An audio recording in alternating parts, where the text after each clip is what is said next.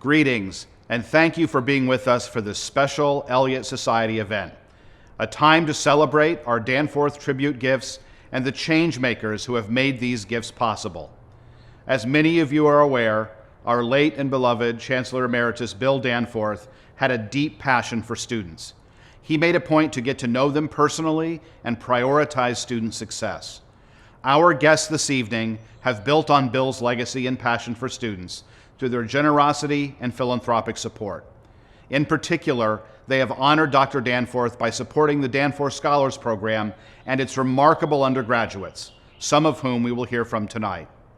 I want to say how grateful I am for those of you who have made a gift to honor Bill, and especially to those of you who are here to share words of inspiration. Bill was a talented writer.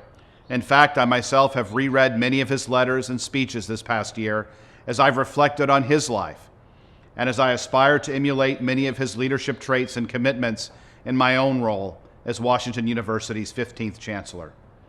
Some of our presenters this evening have done the same, and tonight they will reflect on those writings in hope that we might all be similarly inspired to invest in Washington University students and keep the Danforth legacy strong.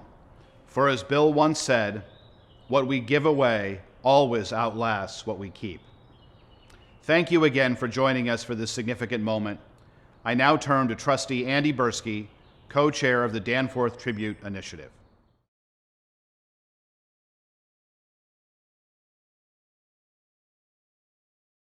The achievement of understanding, mutual trust, and appreciation is not only an end in itself, but it is also the prerequisite for major progress. Thank you for that introduction, Chancellor Martin.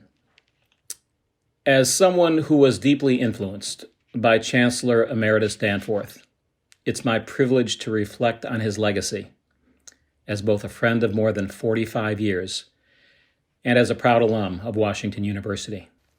While his signature achievement may have been his stewardship of WashU's transition from a well-respected commuter school into an internationally renowned research university, Bill was most proud of the 60,000 students who graduated under his 24-year chancellorship.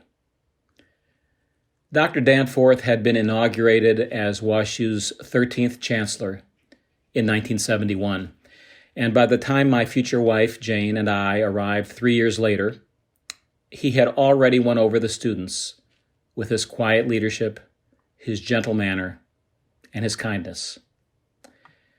At times, there can be nothing more sarcastic or smug than a college student.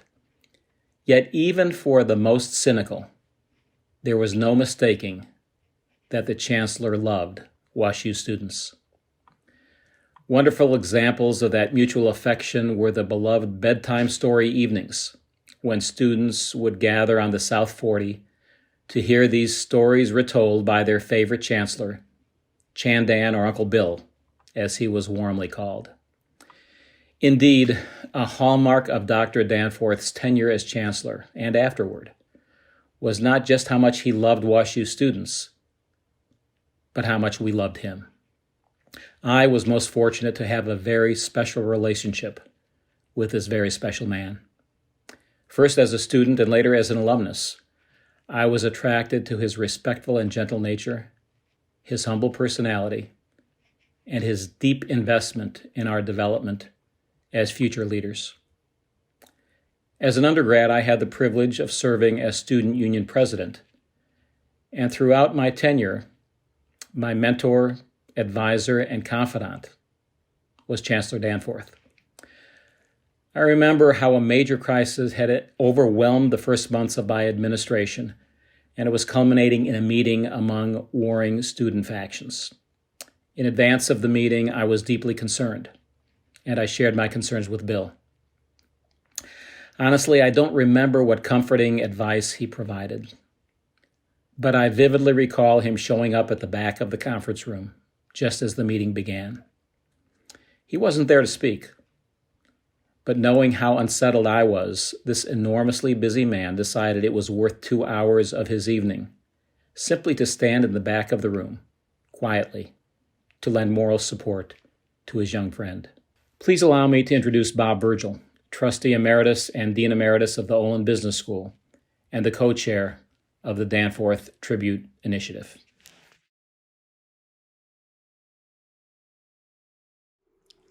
Andy, thank you. It's great working with you on this project. I was a doctoral student and teaching accounting during the 60s.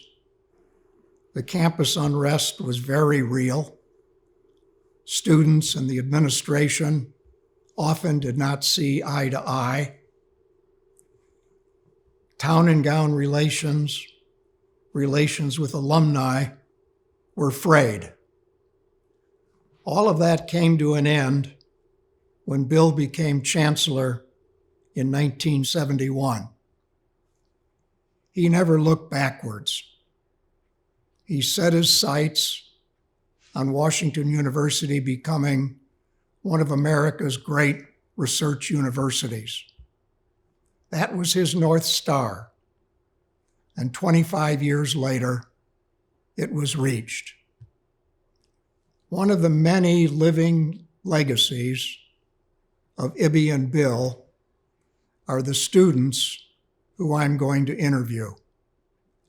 They are Danforth scholars, recipients of Washington University's most meritorious scholarship. You're also going to meet several benefactors of Washington University who are ensuring that the legacy of Ibby and Bill will continue through our students by the support they're providing for the Elizabeth and William H. Danforth Scholars Program. Established in 1995, the Danforth Scholars Program enriches the study of the students in each year's Danforth Scholars cohort by fostering self-awareness, leadership, community service, and forming lifelong partnerships. Danforth scholars are selected based on their academic excellence, their demonstrated leadership, and their community engagement. They embody humility, kindness, integrity, qualities we associate with Ibby and Bill. Ibby and Bill loved the Danforth scholars. They loved meeting with them, talking about their Washington University experiences and their hopes for the future. The influence of Ibby and Bill is palpable in these students.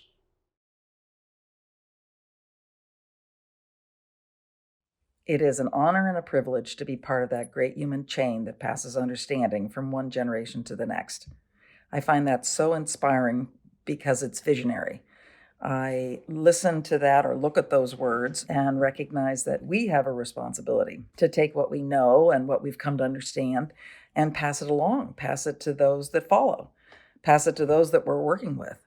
I saw this quote and I cut it out from wherever I found it, and it helps me remember that I'm a part of something much bigger, that any one effort I make on any particular day is important, but not as important as the consistency of effort over a longer period of time and in the context of other people and in the context of history.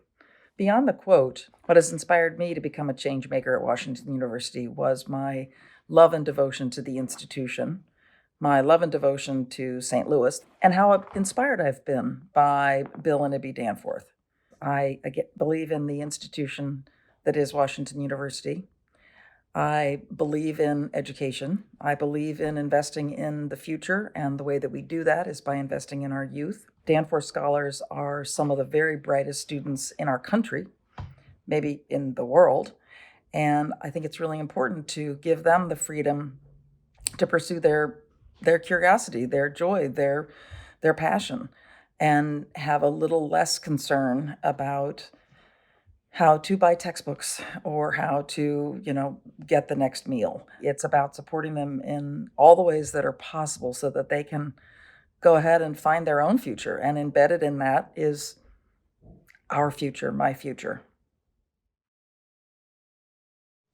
Helen, I recently read a statement you wrote about being a Danforth scholar, and you referred to yourself as a Danforth. I like that. What is it that's special about being a Danforth? I think as Danforths, we talk a lot about what it means to be a Danforth and how there isn't really a set definition.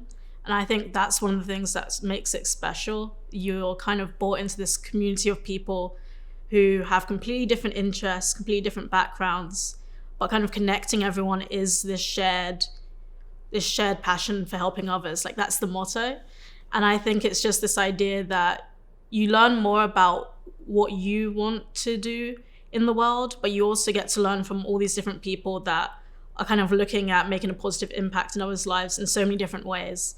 So I think it's this idea that you learn more about yourself, but you also learn that there's no one way to be a Danforth. There's no one way to be passionate about others. There's no one way to do service. There's so many different ways. And I think that's what I've taken away the most. It's this idea that you can be passionate about what you're passionate about, but that's not the one way to change the world. There's so many different ways, and I think Danforth's special because it gives different people opportunity to kind of do what they love.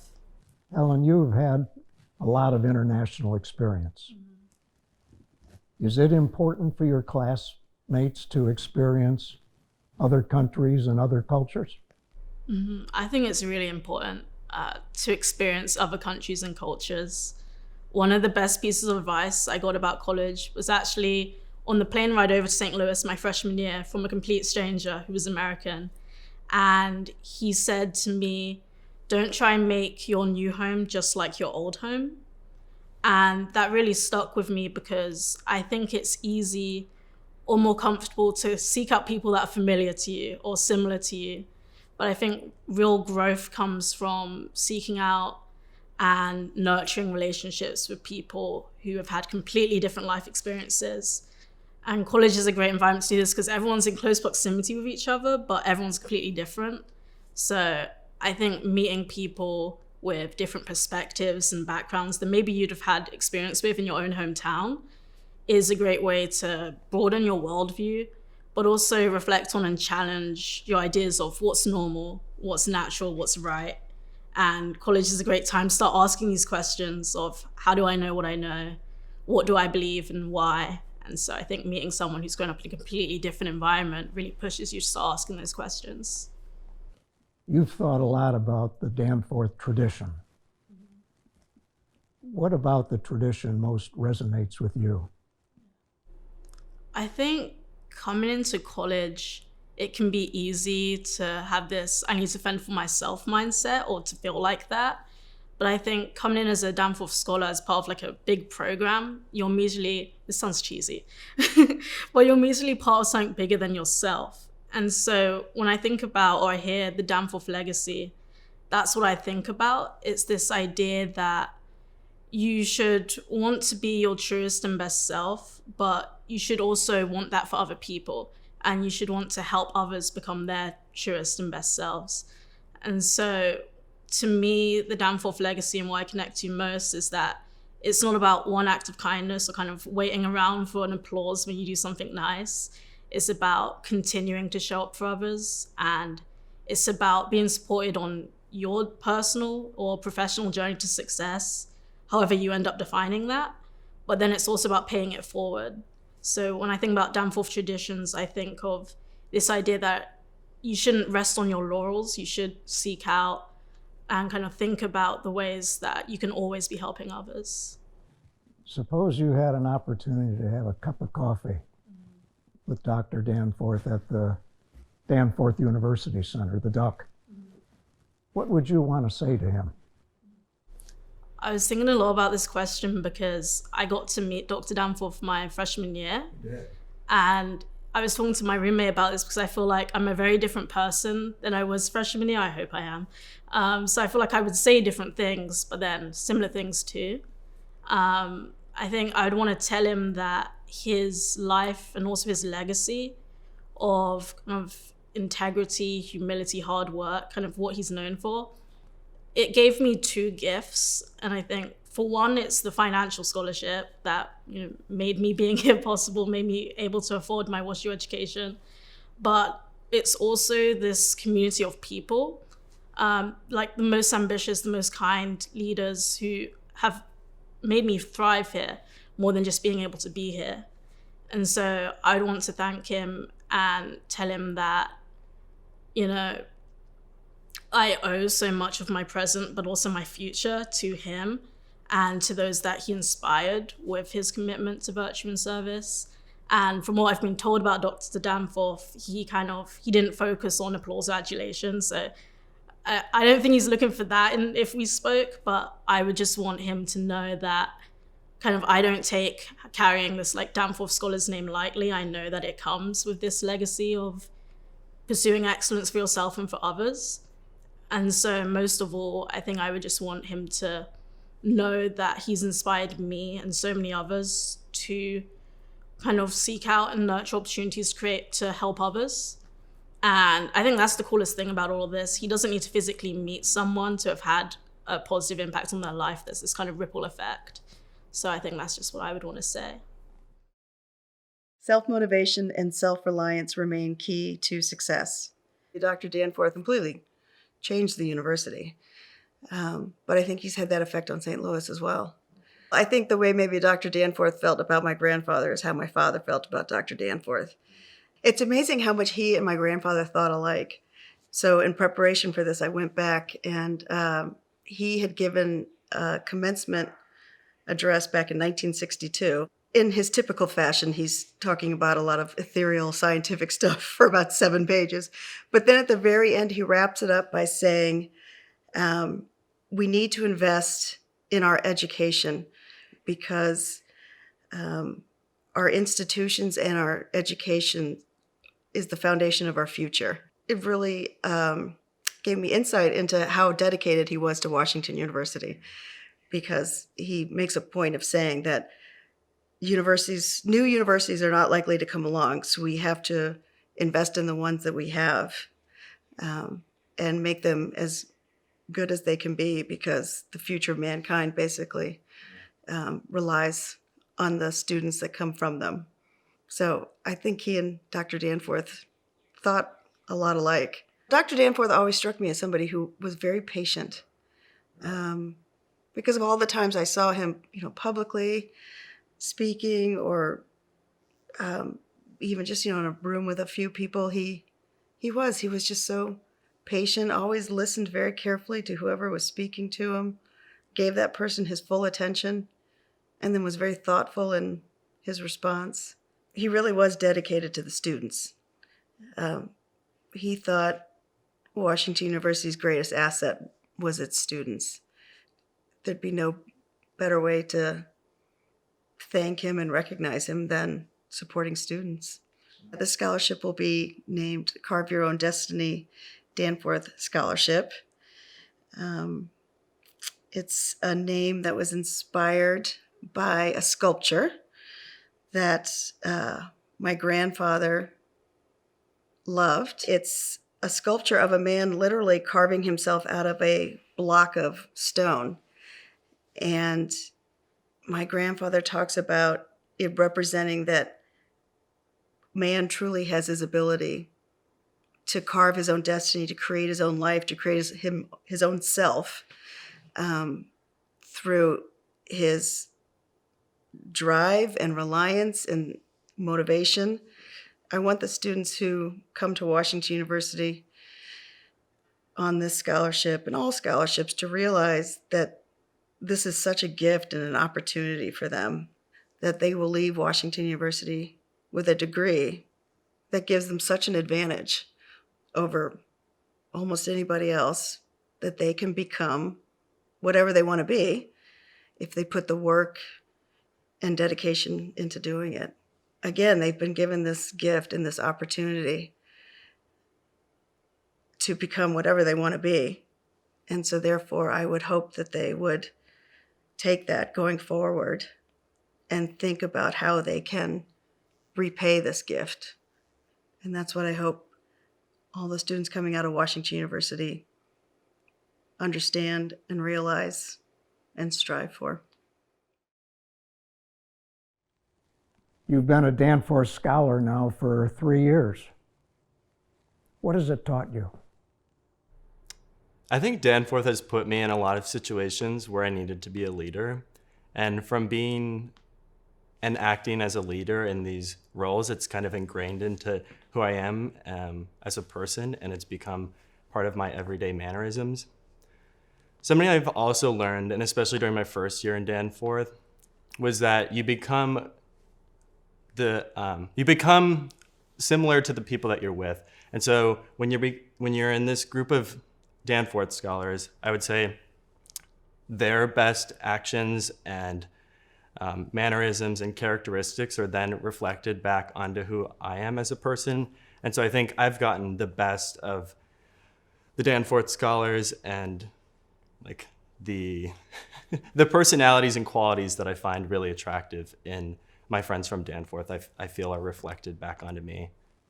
Are grades the best measure of success?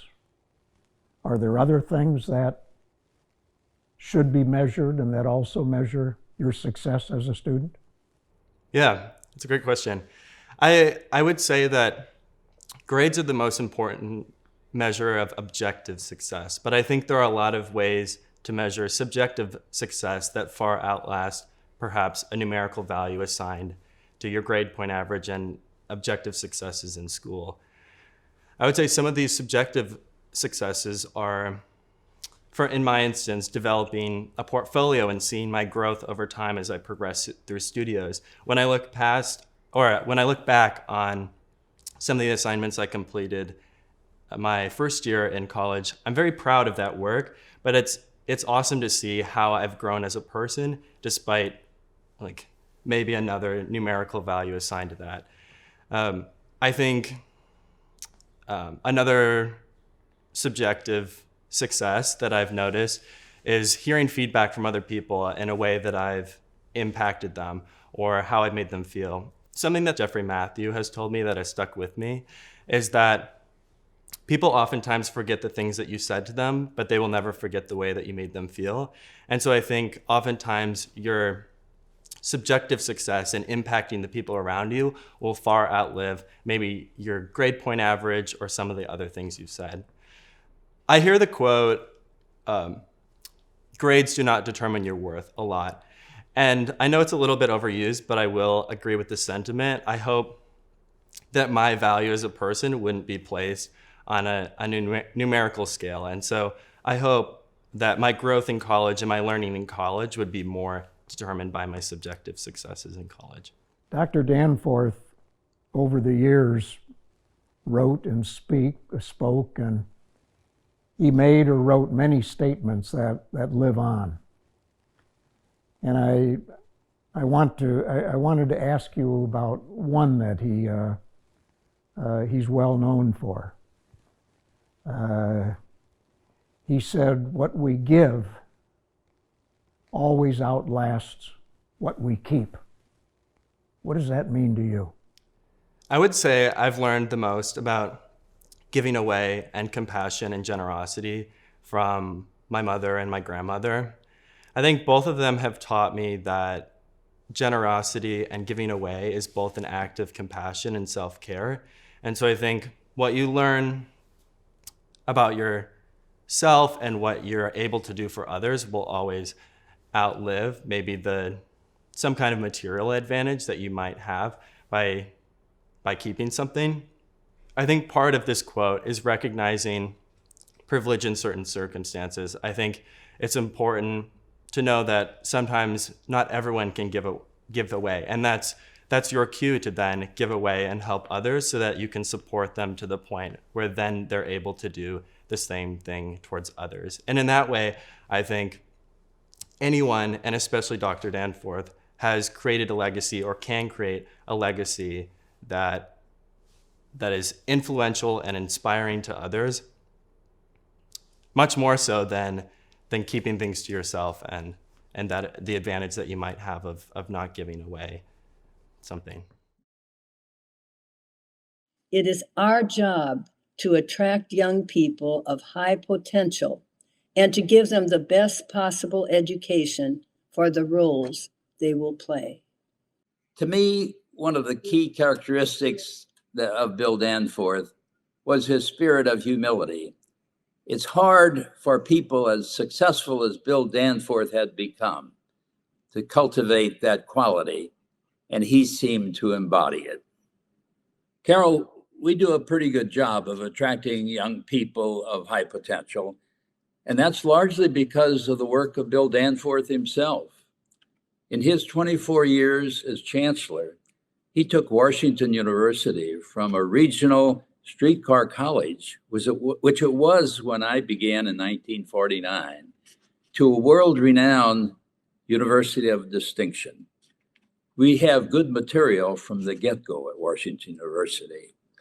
But one of our key roles of WashU is to encourage these young people to explore their gifts and how their gifts might support their roles in society. That means exposure to a great many disciplines, as well as a great many cultures. That's especially important as we move into this global environment ahead of us. But one of the key elements as our scholars discern their roles in the future is how to lead in those roles. Some leadership characteristics are inborn, but even those can be enhanced. But many of those characteristics can be learned. And that's where the Leadership Academy comes in. It is our hope that the Danforth scholars will not only be successful in their careers, but will lead in their careers. I recently read Walter Isaacson's biography of Benjamin Franklin, 500 pages packed with wisdom. But one of the things that Franklin was fond of saying is, work hard at preparing yourself in your chosen endeavor, and the opportunities will come. That's the promise we offer to the Danforth scholars.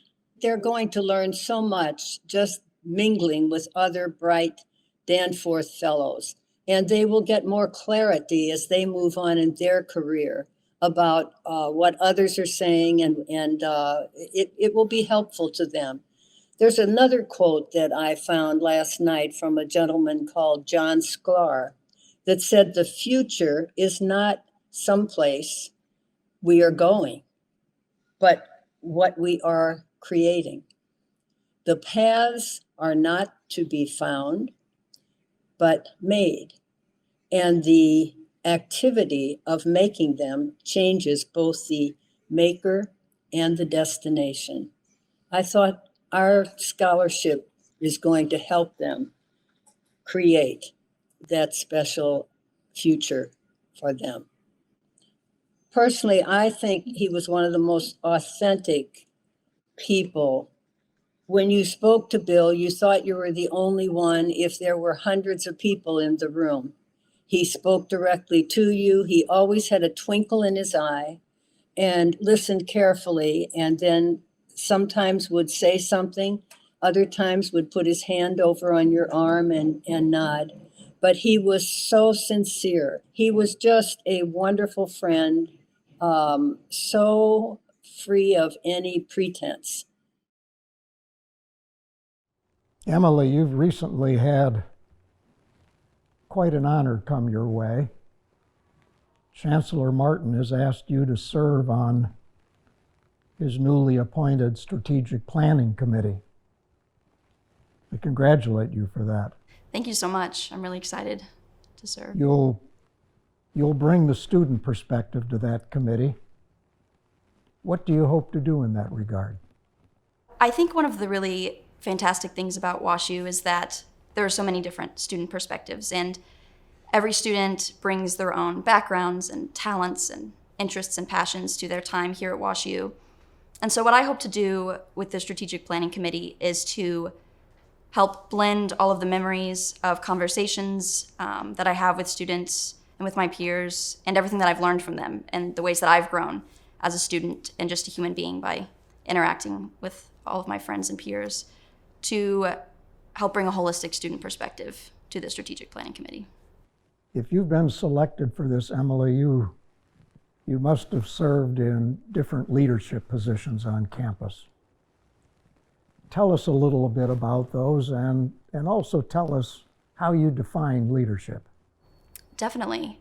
I've been really lucky to have the chance to work for the First Year Center in a couple of different capacities. When I was a sophomore, I served as a WUSA, a WashU Student Associate, and I helped mentor a first-year floor, both in academic regards and with making friends and in the social regard as well. And then the following year, as a junior and going into my senior year, I am working on the First Year Center's Student Executive Board as well. So instead of mentoring first years directly, I get to help train and lead a team of WUSAs and also first year programming. And so that role has really helped me, I think, change my definition of leadership a little bit, because on the one hand, I think a great leader is defined by their direct impacts on the community.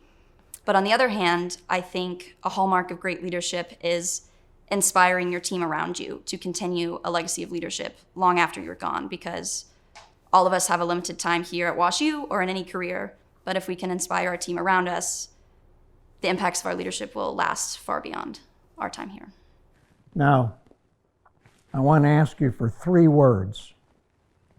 If you had to pick 3 words to describe your experience as a Danforth scholar, what would they be and why? It's a great question.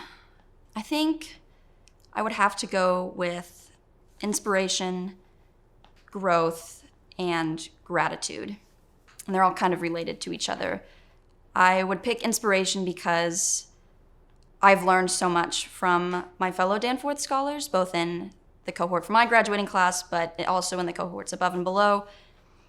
Everybody brings so many different perspectives and talents and interests, and I've grown and learned a lot from them. That kind of leads into that second word of growth. My friends and Jeffrey and Kirsten Smith, who's both a Danforth Scholars Advisor and my academic advisor, have pushed me to try new things and just be the best person that I can be and to follow Chancellor Danforth's example.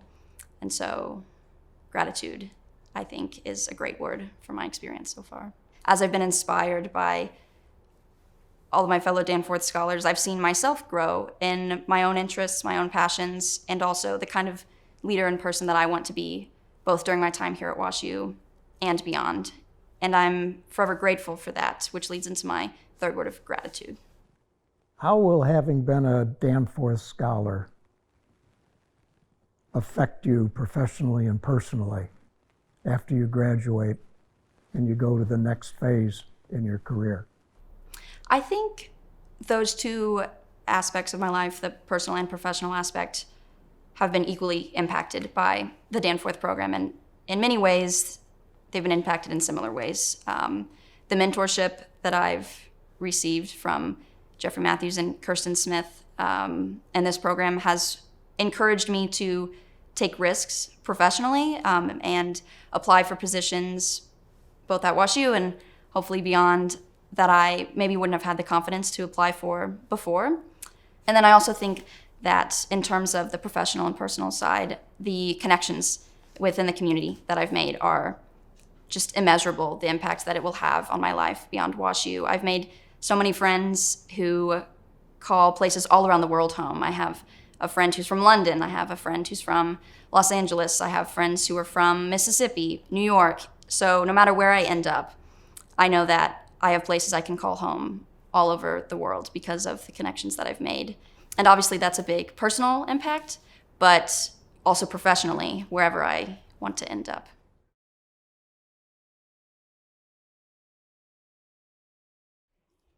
I want to conclude by talking about 2 words of Bill Danforth: young people.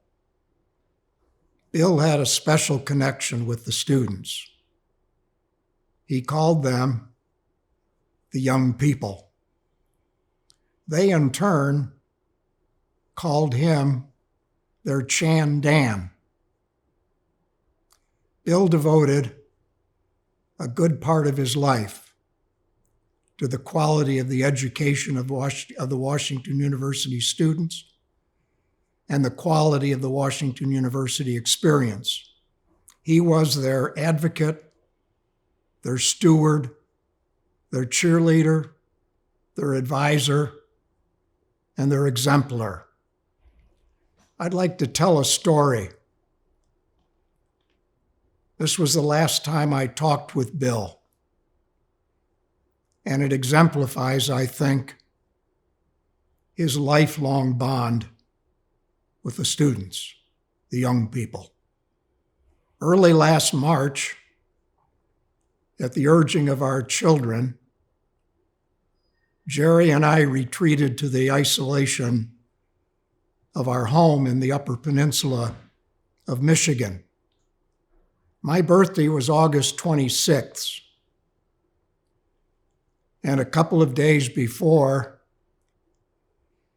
I was informed that he wanted to call me on my birthday. And when the call did not come, I called him. And by this time, it was very difficult to have a conversation with Bill. He was still very alert mentally, but his hearing was terrible, and his voice was very low, very soft, very deep, quiet. I began our conversation by talking about Andrew Martin, because I knew Bill was delighted that Andrew was the new chancellor. And then I asked Bill this. I said, Bill, if you were the chancellor today during this pandemic, what would you be thinking? And there was a long pause. It seemed like an hour. And I was just about to jump in and say something when I heard Bill say, in this very quiet, soft, low voice, Bob, I would be thinking about the young people. So there was Bill, three weeks before he passed away, optimistic about the future, thinking of the young people. He had this abiding faith that the students, the young people, fortified by their Washington University experience, would go forth to do great things and make the world better for humankind. Thanks to you for coming tonight for this program about Washington University Changemakers and about Bill's young people. I conclude by asking, no, by challenging you to find your own way of supporting the young people, and in so doing, to yourself be a Washington University changemaker. Good night.